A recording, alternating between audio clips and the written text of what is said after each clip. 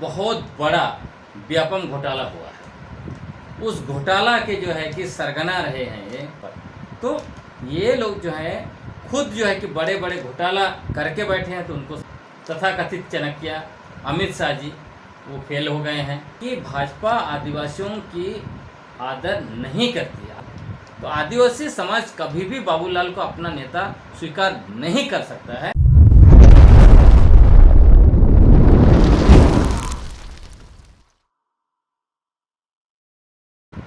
नमस्कार, जोहार। आप देख रहे हैं झारखंड स्वतंत्र खबर। आज फिर मेरे साथ इलेक्शन डोनू जी हैं, जो लेखक हैं, रिसर्चर हैं, एक्सपर्ट हैं। तमाम बात इनसे बीच बीच में होते भी रहता है।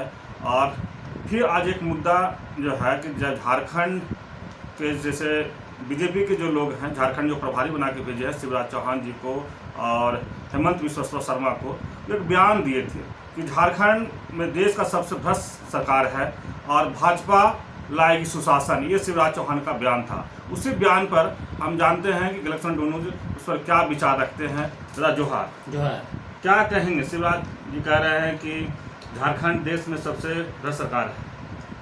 देखिए, जैसे भी चुनाव आता है, चाहे वो आप लोकसभा का या विधानसभा का, ये लोग एक नैरेटिव फिक्स करते हैं और भ्रष्टाचार जो है वो इनका 2014 से बहुत बड़ा एक नैरेटिव था और उसी नैरेटिव के बदौलत उन्होंने सेंटर में जो है कि सत्ता हथियाया। और आपको याद होगा 2010 में देश के कायक विनोद राय जी ने 2G घोटाला के नाम पर एक झूठा रिपोर्ट बनाया और उन्होंने कहा कि 122 जो 2G स्पेक्ट्रम थे उनका नीलामी फर्स्ट कम फर्स्ट सर्व, मतलब जो पहले आएगा उसको दिया जाएगा। उस स्कीम के तहत देश को 1,75,000 करोड़ का चूना लगाया गया। लेकिन जब ये पूरा ट्रायल हुआ तब 2017 में ट्रायल कोर्ट ने सारे आरोपियों को बरी करते हुए कहा कि यह रिपोर्ट जो है कि झूठा था, बेसलेस था, ये ज़बरदस्ती इस तरह के बढ़ा चढ़ा के इस तरह का रिपोर्ट बनाया गया था। तो ये तो इनका इतिहास है। तब जहाँ भी जाते हैं, जब लोगों को समझ में आ गया तो देखिए 2014 के बाद 19 अभी 24 में आपने देख लिया भ्रष्टाचार फुश हो गया। वो एक गुब्बारा इसे बना के रखा था जिसका हवा निकल गया है। अब समझ लीजिए, जो शिवराज सिंह चौहान जब मध्य प्रदेश के मुख्यमंत्री थे उस समय में बहुत बड़ा व्यापम घोटाला हुआ है। उस घोटाला के जो है कि सरगना रहे हैं ये, अब झारखंड में आके जो है कि भ्रष्टाचार का पढ़ाई पढ़ा रहे हैं। दूसरी तरफ आप देखिएगा जो हेमंत बिस्वा शर्मा, उनके समय में वो खुद इन्वॉल्व रहे हैं। सरदा घोटाला हुआ था, आप याद करते होंगे, पश्चिम बंगाल में बहुत बड़ा घोटाला हुआ था, सरदा घोटाला। और सरदा घोटाले के बारे में कहा गया था कि हेमंत बिस्वा शर्मा को सरदा घोटाला वाले हर महीना जो है वो 20 लाख रुपया देते थे उनका पूरा असम में बिजनेस फैलाने के लिए। तो सरदा घोटाला के सरकार ये मतलब उसमें शामिल रहे हैं। उसके अलावा उनके ऊपर वाटर स्कैम का जो दाग लगा हुआ है, इसके अलावा और छोटे छोटे बहुत स्कैम हैं उन पर। तो ये लोग जो है खुद जो है कि बड़े बड़े घोटाला करके बैठे हैं, तो उनको समझ में आता है, इसीलिए जो है कि ये सब बोलते रहते हैं। मतलब भाजपा के नेता उन्हीं बातों को बढ़ा चढ़ाकर बोलते हैं जिसमें वो पूर्ण रूप से लिप्त हैं, क्योंकि उनको पता है कि कैसे चीज़ें चलती है।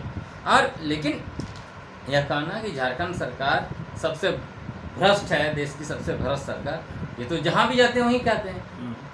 अगर पश्चिम बंगाल में चुनाव होगा तो वहाँ जाके कहेंगे यहाँ की सरकार देश के सबसे भ्रष्ट सरकार है। कहीं और स्टेट में उसी तरह आप देखते होंगे, जब मोदी जी, शाह जी, जिन राज्यों में चुनाव होता है, झारखंड में अभी चुनाव होने वाला, अभी आएंगे कहेंगे हमारी सरकार बनेगी, सुशासन करेंगे, देश का सबसे नंबर 1 स्टेट बनाएंगे। यूपी को भी कहा था उन्होंने, जो कि तेलंगाना को, उन्होंने कौन सा ऐसे राज्य नहीं है जहाँ चुनाव हुआ और उन्होंने नहीं कहा एक नंबर बनाएंगे। तो ये कहते रहते हैं। लेकिन जिस तरह से शिवराज चौहान की बात कर रहा तो उन पर एक आरोप और है कि जब वो मध्य प्रदेश के मुख्यमंत्री थे, आदिवासी के ऊपर पेशाब किया गया था भाजपा के नेता के द्वारा। उस पर बहुत बड़ा मैंने देश में विरोध भी हुआ था। लेकिन फिर भी झारखंड आदिवासी राज होते हुए भी उनको यहाँ के प्रभारी बनाना, ये बीजेपी का क्या सोच है? देखिए ऐसे लगता है कि उनको लगता है कि जिस तरह से वो अनापेक्षित परिणाम मध्य प्रदेश का विधानसभा चुनाव में और फिर लोकसभा चुनाव में इनको आया, तो इनको लगता है कि शायद वो यहाँ पे आ जाएंगे तो यहाँ भी वही करेंगे। इससे दो चीज़ें तो स्पष्ट हो जाती हैं। एक तो यह कि इनका जो चाणक्य है, तथाकथित चाणक्य अमित शाह जी, वो फेल हो गए हैं।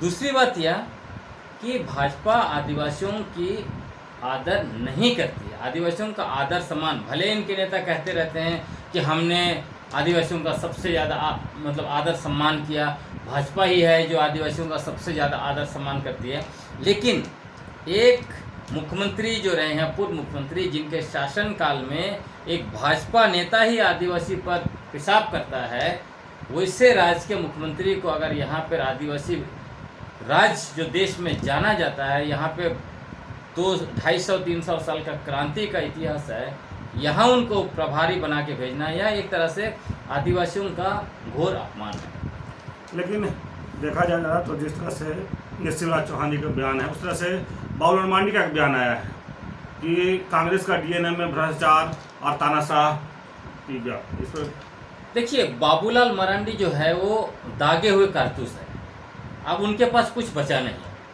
आदिवासी नेता तो बन नहीं पाए हो, तब आप क्या करेंगे?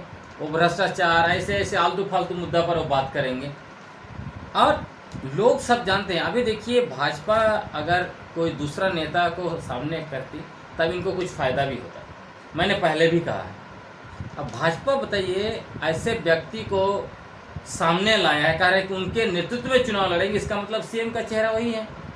आप बताइए, जो व्यक्ति 2009 में बार बार उन्होंने कहा था कि मैं कुतुब मीनार से कूद जाऊंगा, मैं जो है कि पहाड़ के गुफा में चला जाऊंगा, सन्यासी बन जाऊंगा, कुछ और कर लूंगा, लेकिन भाजपा नहीं जाऊंगा, भाजपा ज्वाइन नहीं करूंगा।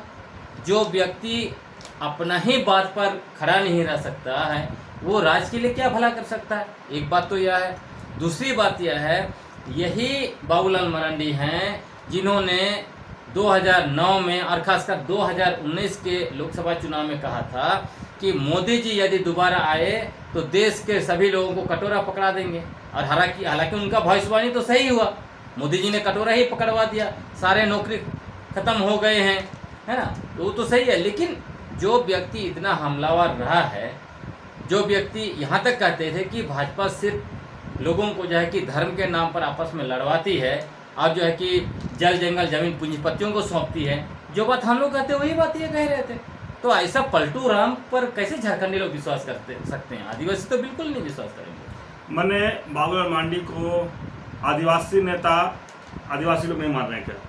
बिल्कुल, आदिवासी नेता वो बन नहीं पाए। बन इसलिए नहीं पाए, आपको याद होगा जब पहली बार वो मुख्यमंत्री बने थे तब उन्होंने ग्रेटर रांची का बात किया था, उन्होंने CNT SPT कानूनों पर हमला किया, उन्होंने कहा कि CNT SPT कानून को ख़त्म कर देना चाहिए क्योंकि इसकी वजह से आदिवासी ज़मीन नहीं बेच पा रहे हैं। आप बताइए, जो CNT और SPT कानून हमारे लिए धरोहर है, ये कागज़ के टुकड़े नहीं है, इसके लिए हमारे पूर्वजों ने अपनी जान की बाजी अड़ा दी, अपना खून बहाया, अपना बलिदान दिया है। ऐसे कानून पर अगर आप इस तरह से हमला करेंगे तो आदिवासी कैसे आपको स्वीकार कर सकता है? उसके अलावा उनके मुख्यमंत्री रहते, जब वो शासन में थे, उस समय में कोयलकारों में जल जंगल जमीन बचाने के लिए लड़ने वाले आदिवासियों पर गोली चलाया गया, 8 लोग शहीद हुए। तो आदिवासी समाज इन सब चीज़ों को नहीं भूलता है, तो इसलिए ये आदिवासी समाज के लायक है ही नहीं। और उससे और एक बड़ी बात है कि ये हमेशा आदिवासियों की धार्मिक पहचान को ये मट्यामेट करने की कोशिश करते हैं।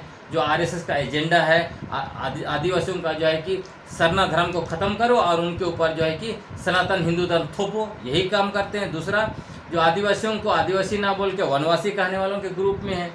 तो एक तरफ आदिवासियों का मूल आदिवासी पहचान और उनकी धार्मिक पहचान पर आप हमला करेंगे, दूसरी तरफ आदिवासियों का जल जंगल जमीन को बचाने के बजाय जल जंगल जमीन बचाने वाला कानून पर हमला करेंगे, पूंजीपतियों के पक्ष में खड़ा होंगे। और आपको याद होगा, झारखंड बनने के बाद सबसे पहले जो है यहाँ पे औद्योगिक नीति 2001 बना था, वो किसने बनाया था? बाबूलाल जी ने बनाया था। तो आदिवासी समाज कभी भी बाबूलाल को अपना नेता स्वीकार नहीं कर सकता है। ये दागे हुए कारतूस है और आप देखिएगा विधानसभा चुनाव में इसका विपरीत परिणाम भाजपा को भुगतना पड़ेगा। चलिए, अभी उन्होंने बताया कि जो झारखंड, जो शिवराज चौहान जी का जो बयान था उस पर अपना प्रतिक्रिया दिए कि झारखंड में देश का सबसे भ्रष्ट सरकार है। दूसरी तरफ बाबूलाल मरांडी का जो बयान था कि कांग्रेस जो है, कांग्रेस के डीएनए में ही भ्रष्ट और तानाशाह शामिल है। तो ये सब चीज़ पर अपना वक्तव्य दे रहे थे। और इस तरह खबर को देखने के लिए आप झारखंड से जुड़े रहिए। जोहार, नमस्कार।